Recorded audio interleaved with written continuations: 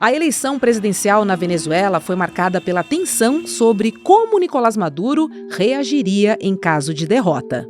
E isso porque as pesquisas colocavam o atual presidente bem atrás do candidato da oposição, Edmundo González. Para aumentar esse clima de preocupação, observadores internacionais foram barrados de acompanhar a votação. Uma comissão de deputados e senadores europeus foi impedida de entrar na Venezuela. E o TSE desistiu de enviar observadores após Maduro colocar em xeque a legitimidade do sistema de votação brasileiro. Além disso, dos mais de 4 milhões de venezuelanos que vivem no exterior, menos de 70 mil puderam votar. No mesmo dia da eleição e com cerca de 80% dos votos apurados, o Conselho Nacional Eleitoral venezuelano anunciou a vitória de Maduro. A reeleição gerou reações de desconfiança e de apoio entre chefes de Estado. Sem cumprimentar Maduro, o Itamaraty saudou o caráter pacífico da eleição e afirmou que vai acompanhar com atenção o processo de apuração. Fato é que Maduro terá um terceiro mandato à frente da Venezuela. E assim o chavismo completará mais de 3 décadas no poder, desde que Hugo Chávez foi eleito pela primeira vez em 1998. Terça-feira, 30 de julho de 2024.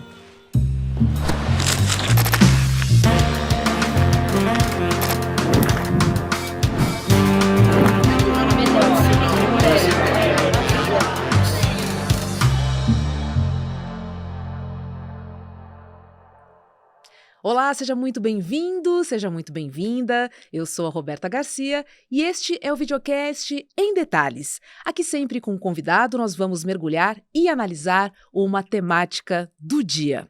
Hoje eu converso com o jornalista e professor de Relações Internacionais Gilberto Maringoni.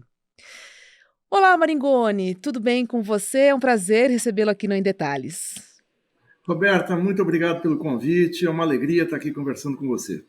E vamos falar sobre as eleições na Venezuela, porque Nicolás Maduro, no cargo há 11 anos, e o opositor, o Edmundo González, foram os principais candidatos, Deu vitória de Maduro, mas há desconfiança por parte de especialistas e também da oposição. Você acredita que houve fraude nas eleições? Ou que, pelo menos, elas foram duvidosas, hein? Olha, a sua pergunta embute um verbo muito interessante. Eu acredito.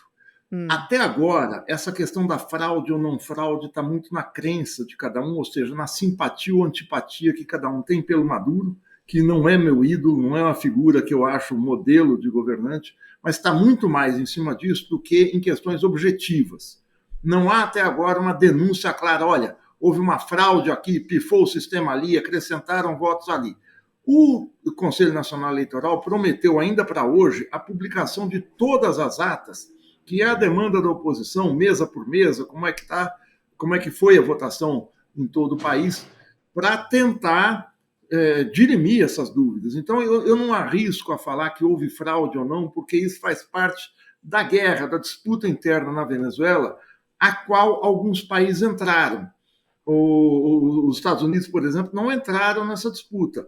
A nota do Anthony Blinken, do secretário de Estado americano, ele diz que as urnas a eleição deve expressar, ele tem dúvida se a eleição expressa a visão da maioria do povo venezuelano. Mas ele não chega ao ponto do Javier Milei da Argentina, por exemplo, dizer que Maduro, o ditador, roubou as eleições, ou algo assim, quer dizer, muito agressivo. O que está acontecendo na Venezuela é resultado também da aproximação ou afastamento que alguns países têm do governo Maduro. O governo Maduro é um governo, continuidade do governo Chávez. O regime bolivariano, a gente pode assim dizer, está no poder há 25 anos, enfrenta o desgaste natural de qualquer governo não, mas qualquer tendência que está no governo assim há tanto tempo, ainda mais sendo uma terceira eleição do Maduro. Num momento muito difícil, em que o Maduro enfrentou ao longo dessa década não só uma queda histórica do preço do petróleo ali em 2013 até 2015, mas especialmente o PIB venezuelano, o Produto Interno Bruto, teve uma queda de quase 70%. É algo brutal que a gente fica duvidando como é que o país para em pé. Depois disso teve a pandemia, embargo americano, e o governo se aguenta com dificuldades. Tem uma pequena melhora esse ano, mas é uma administração com dificuldades e, claro, muito polêmica. Vou perguntar de outra forma, então, tá bom?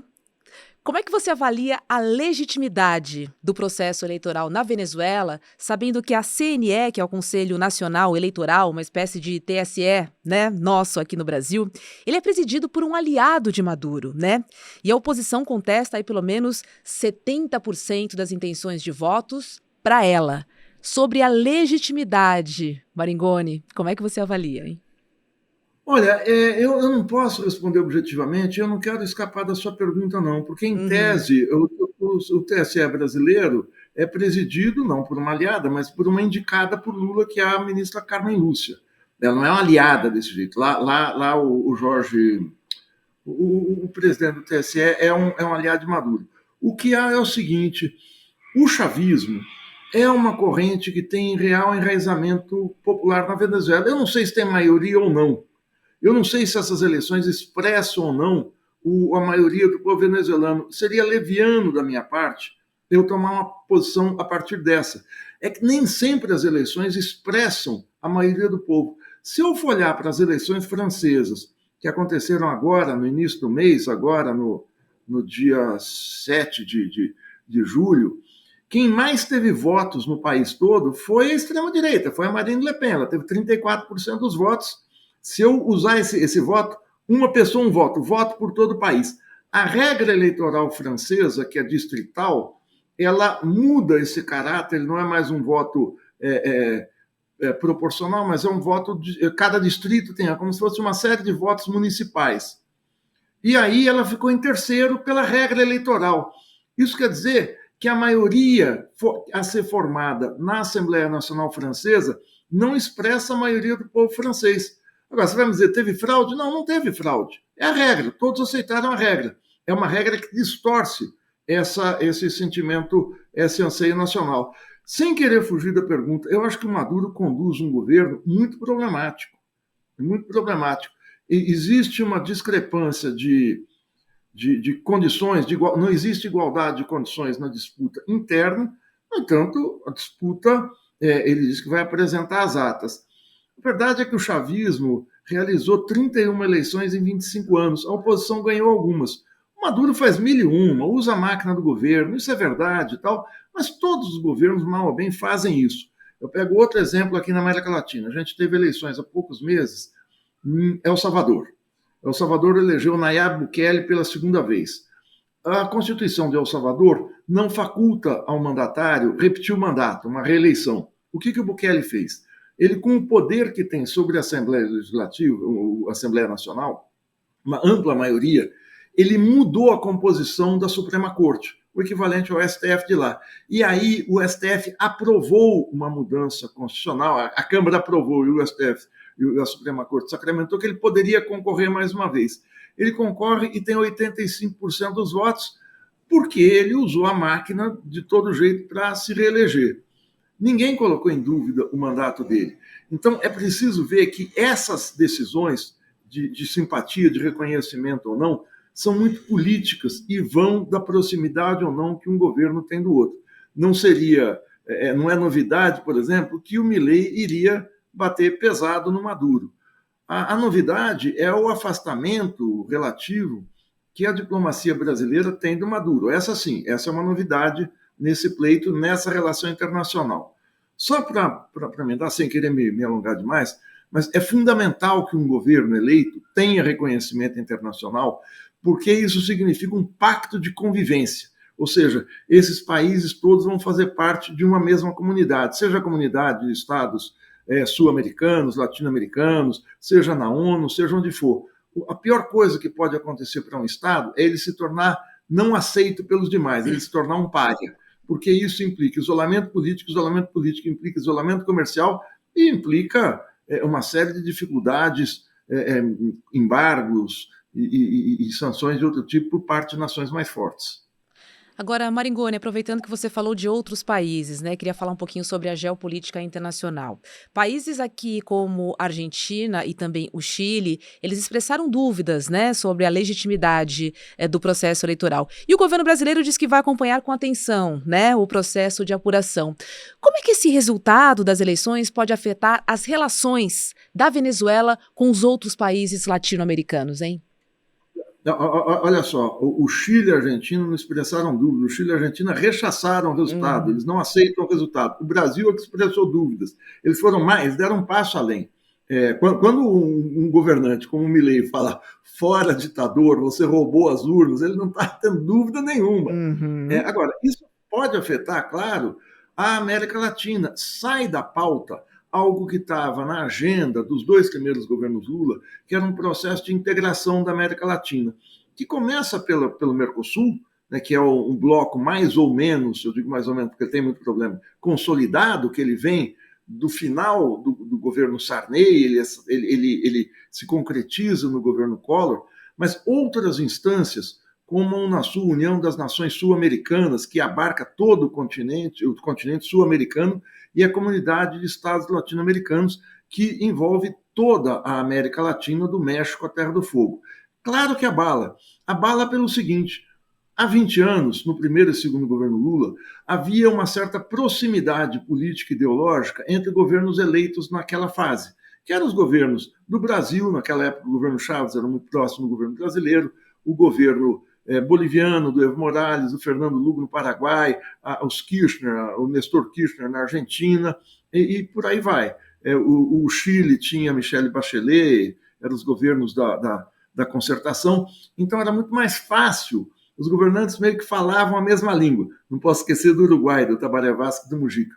Então, a pauta central era a integração produtiva, a integração na área de conhecimento, troca de conhecimento, mas a integração comercial muito forte também, que se buscava construir com todas as dificuldades inerentes a você resolver pendências de tarifas aduaneiras e políticas de importação e exportação. Agora isso está fora da pauta. O que está na pauta é a fragmentação. Então, o Brasil tem uma orientação, o ex-deputado Zé Dirceu chamou de centro-direita, o Maduro um pouco mais à esquerda, o Gustavo Petro na Colômbia, embora também seja de esquerda, marca um afastamento com o Maduro, o Uruguai com uma direita moderada, a Argentina com uma extrema-direita, enfim, a gente tem uma colcha de retalhos de difícil costura no continente, o que dificulta muito uma repetição do que foram as políticas regionais daqueles anos 2000 a 2010. E a gente vê esse xadrez rapidamente ser montado, né? Porque temos aí também Bolívia, Rússia, Honduras, que reconheceram rapidamente, né, as eleições e a vitória de Maduro. Por exemplo, a questão da China. A questão da China tem uma vertente ideológica, mas o que dá o tom na China é o seguinte: a China é o principal parceiro comercial de quase todos os países da América Latina, de quase todos. Do México à Argentina, tem um ou dois que não tem a China como principal parceiro. Então, aí existe um casamento de interesse. Por exemplo, a China está comprando todo o setor elétrico venezuelano, assim como comprou várias empresas de energia aqui no Brasil, na Argentina. Então, a China não interessa se afastar de ninguém. A Rússia tem outro tipo de proximidade. A Rússia produz fertilizantes. A Rússia é um país petroleiro, como a Venezuela, então tem interfaces aí, mas a Rússia acaba acompanhando os países do BRICS, os países do chamado sul do mundo.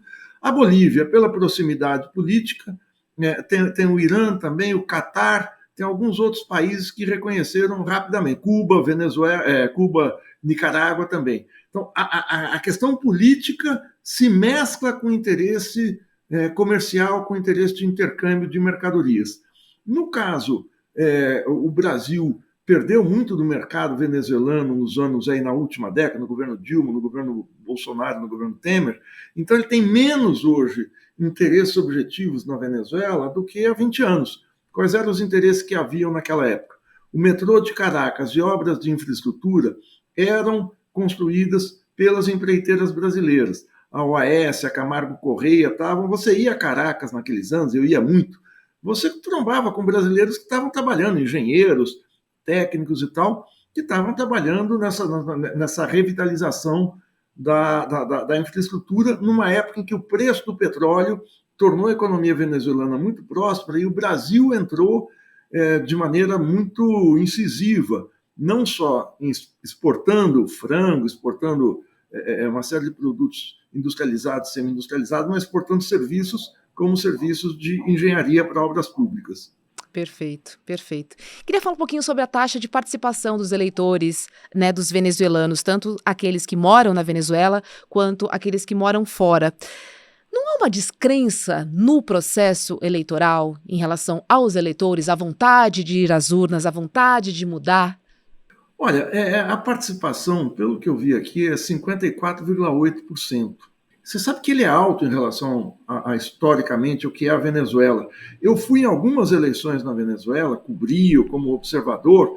Eu me lembro que esse sistema eleitoral de voto eletrônico, de voto informatizado na Venezuela, começou no referendo revogatório de 2004. Era um mecanismo que a Constituição faculta que, se um número determinado de eleitores fizer um abaixo-assinado e pedir ao Conselho Nacional Eleitoral para fazer uma eleição para ver se o governo continua ou cai, se estipulou ali em 2004 o grande teste desse sistema. Historicamente, o voto na Venezuela, o comparecimento era de 30%, era baixíssimo. E naquelas eleições, foi assim, 38, 39, não lembro exatamente, mas foi um pouco acima. As filas, a confusão nas urnas, foi uma coisa impressionante. Eu fui ao interior naquela época, o estado de Zulia, e havia filas que terminaram, votações que terminaram 10, 11 da noite, quando o horário regulamentar é 6 da tarde. Era uma democracia constituída e construída por uma baixa participação. Isso já fazia parte da métrica, dos costumes da democracia venezuelana. É baixo, mas é relativamente, historicamente, é alto, não é baixo isso não, na Venezuela. Agora, se a gente pensar que no Brasil você tem o voto nulo, branco, não comparecimento, que alcança aí 25%, tal, claro, a participação aqui é maior, mas aqui o voto é obrigatório. Não é tão distinto dos Estados Unidos, que oscila entre 60%, 60% e pouco por cento, não mais, isso é recorde nos Estados Unidos. Se a gente pegar as eleições europeias nos países em que não há obrigatoriedade, também não passa de 60%. Então, o grande problema das democracias modernas é o crescente desinteresse da população, não só na Venezuela, em outros países também. Não vou votar em ninguém, é tudo igual, não quero saber disso, esses políticos todo mundo rouba. Esse não é um pensamento só brasileiro, esse é um pensamento universal. E Maringoni, qual é o papel das Forças Armadas na política venezuelana atual? Para a gente entender também como é que elas funcionam lá e comparar com o Brasil também, que é sempre importante.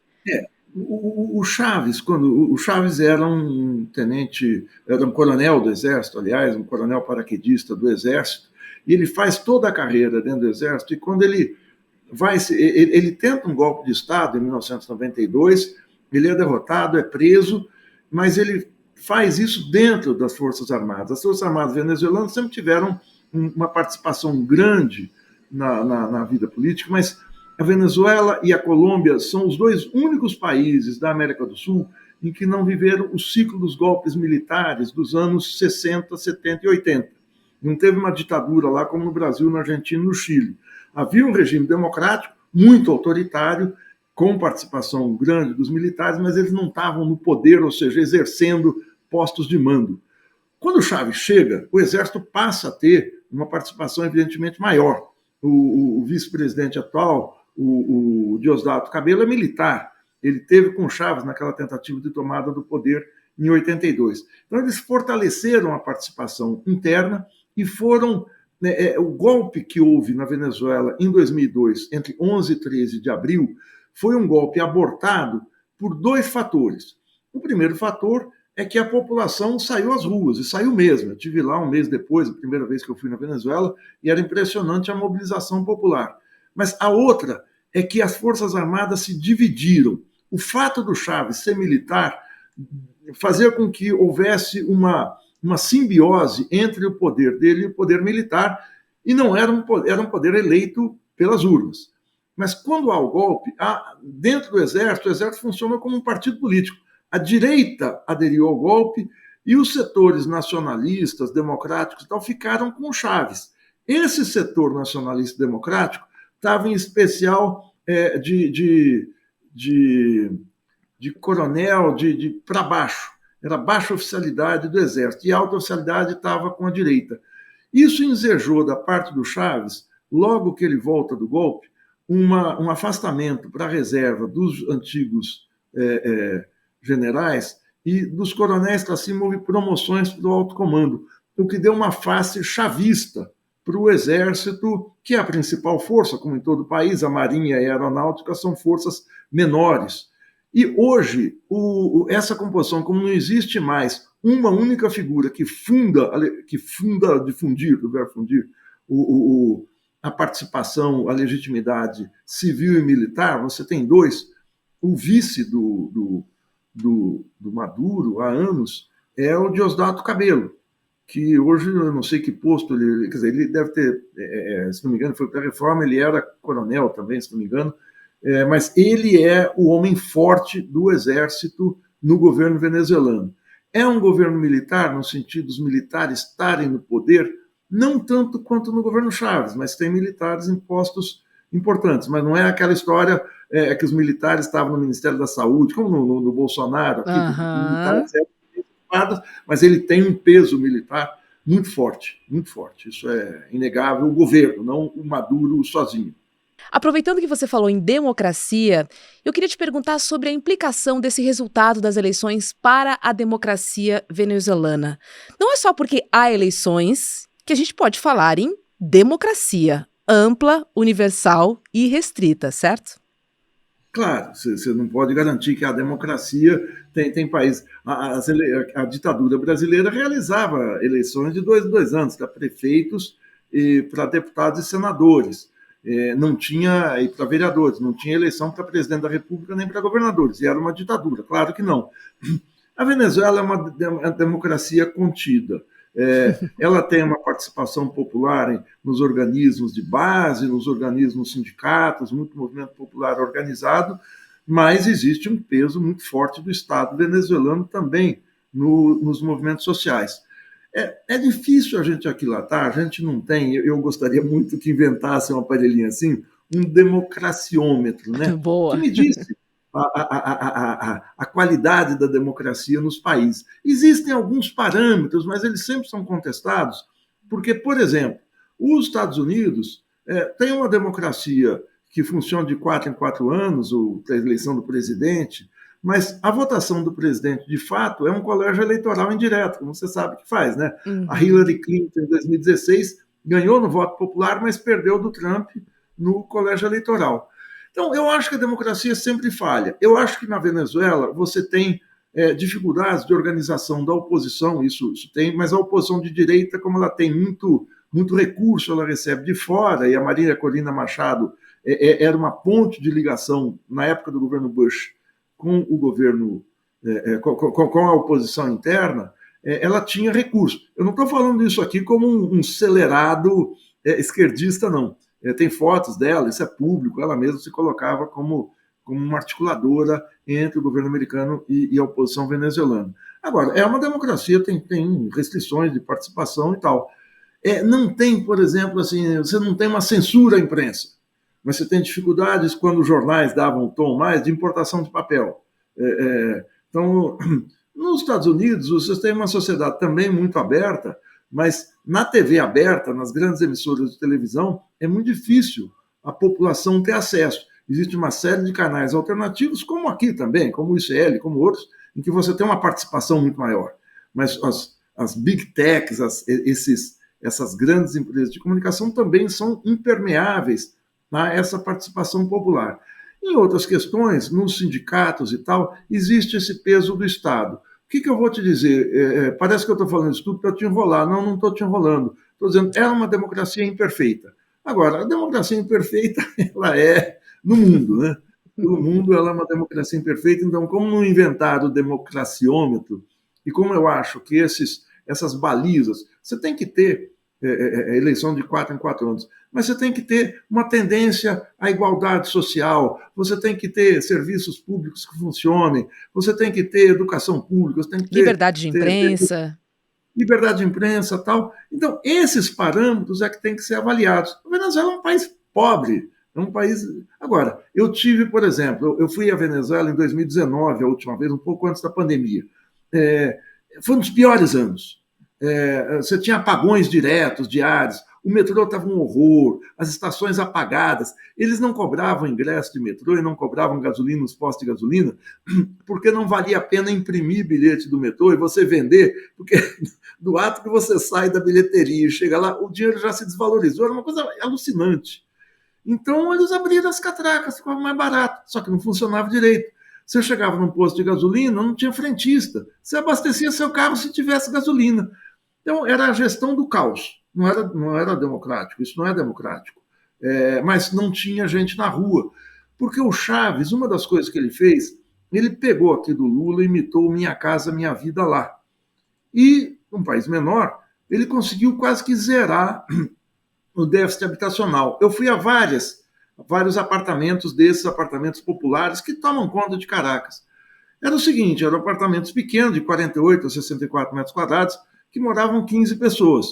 Eu moro num bairro de classe média aqui em São Paulo, moro no Tatuapé. Aqui os apartamentos são um pouquinho maiores. Eu vou indo para a Zona Leste, os apartamentos, você sabe, Cidade Tiradentes, moram 10, 15 pessoas. Eu já conheço bem essa realidade aqui em São Paulo, não é totalmente fora do propósito aqui. Mas você não tinha gente morando na rua. Não quero ficar fazendo propaganda, não tinha gente morando na rua, mas você não tinha eletricidade funcionando o dia inteiro, você tinha 1000 problemas. Mas essa questão salários eram baixíssimos. Mas o regime não caiu. Você não tem uma repressão explícita. Claro que é um regime que é repressivo, isso não tem dúvida.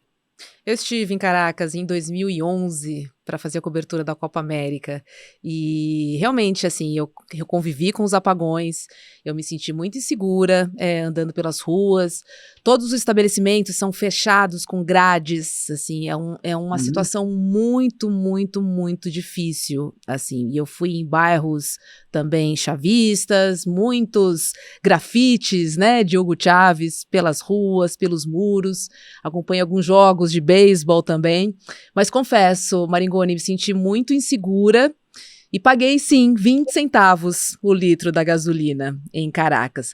Só para a gente finalizar, deixa eu te perguntar como é que a população venezuelana tem recebido os resultados das eleições. A gente viu panelaços, a gente viu manifestações pró, a gente viu contra, mas você acha que a população vai aceitar esse resultado das urnas, independentemente do que aconteça ou da força da comunidade internacional para aferir as eleições?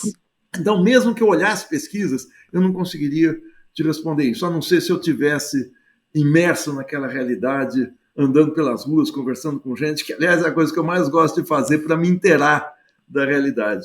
Sim, quando chega num lugar, você tem que fazer o seguinte, perguntar para o local absolutamente tudo, porque é ele que vai passar as melhores e confiáveis informações. Gilberto Maringoni, obrigada, viu, por participar do Em Detalhes aqui conosco. Eu que agradeço, Roberta. Um grande abraço. Tchau, tchau. Obrigado. Olha, a nossa aula de domingo foi um verdadeiro sucesso. Hackeando o sistema foi a aula mais subversiva que Eduardo Moreira já deu aqui no ICL, hein? E foi um verdadeiro sucesso. Milhares de pessoas de todo o país se reuniram para mostrar que é possível, sim, empreender sem abrir mão dos seus valores e com sustentabilidade. E não acreditar nas fórmulas mágicas, né, dos coaches de fim de semana. Foram tantos, mas tantos pedidos que a gente vai dar o replay dessa aula para chegar em mais pessoas. Então corra para garantir a sua vaga, porque é amanhã, quarta-feira, às 8 horas da noite. Mas precisa se inscrever, hein? Em detalhesicl.com.br. O Em Detalhes de hoje fica por aqui. Na sequência tem ICL Mercado e Investimentos com Débora Maganha e André Campedelli. A gente se vê. Tchau, tchau. Fala, turma! A nossa aula sobre empreendedorismo e negócios no domingo foi um sucesso estrondoso, né? E as pessoas puderam finalmente ter uma aula sobre empreendedorismo e negócios com ciência, com conceitos práticos com regras para elas poderem aplicar na empresa delas a partir dali. E isso, eu já estou recebendo mensagens de pessoas que já estão notando diferença. E a gente está falando do negócio que acabou de acontecer. Foi realmente maravilhoso. Muita gente está pedindo para a gente poder passar de novo essa aula. Elas queriam assistir, precisam dessa aula. Então a gente vai ter uma sessão fechada para quem quiser assistir essa aula na quarta-feira, dia 31, às 8 horas da noite.